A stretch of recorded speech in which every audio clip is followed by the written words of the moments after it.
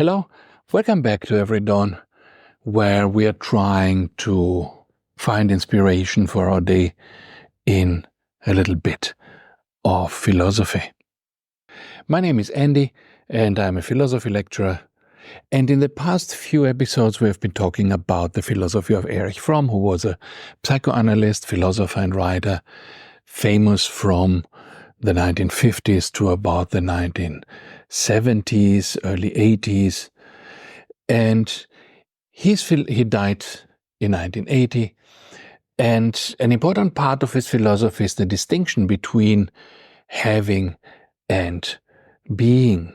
And he says there are these different ways of how we can relate to life. We can relate to life in the mode of having, as he calls it, or in the mode of being.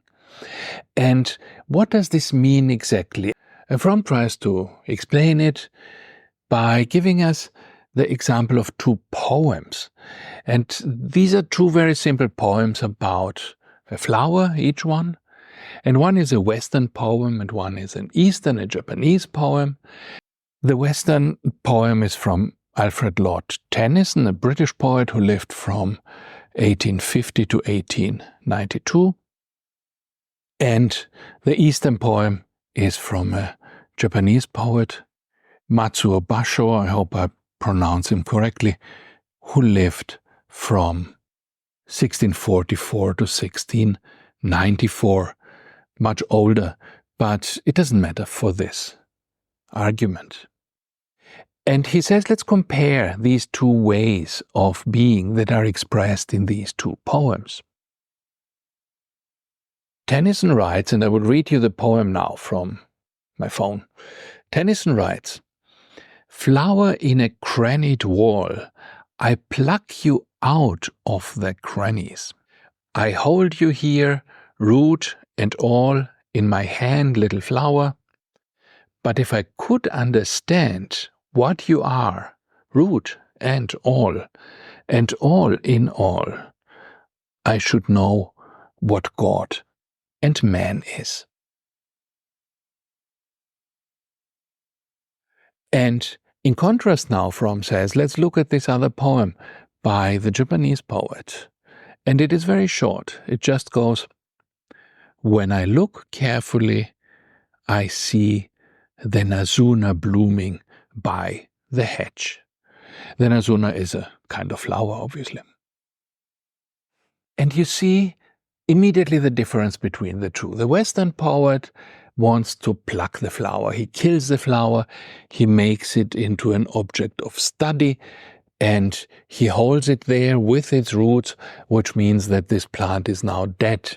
And this is exactly how Western sciences operate. We try to find the truth about the world by destroying things, by cutting them up, by killing them, by collecting, thousands of insects in big displays, which we then, analyze. And in contrast, the Japanese poet does not touch the flower. He's just looking at it. As he says, he's looking at it carefully. So even the look might perhaps damage the flower or might somehow destroy the magic of the flower, even looking at it. And these are the two very different ways of relating to the flower. And Fromm writes about this. I will read you again briefly what he says about it. The difference is, he writes, between a society centered around persons and one centered around things. While Tennyson wants to possess the flower, picking it out of the place it lived and killing it in the process, the Japanese poet is merely looking carefully at it.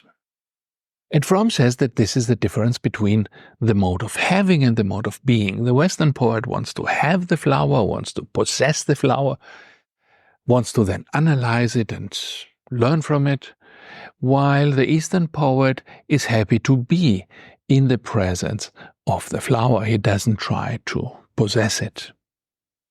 And this appears later in many other situations in life where perhaps we want, in a loving relationship, to possess the other person, to make sure that they are ours forever, while in this other mode, in the mode of being, we might be just happy to be together without the need to possess the other person. So this is what Fromm wants us to take away from the difference between these two poems. Thank you, and see you again tomorrow.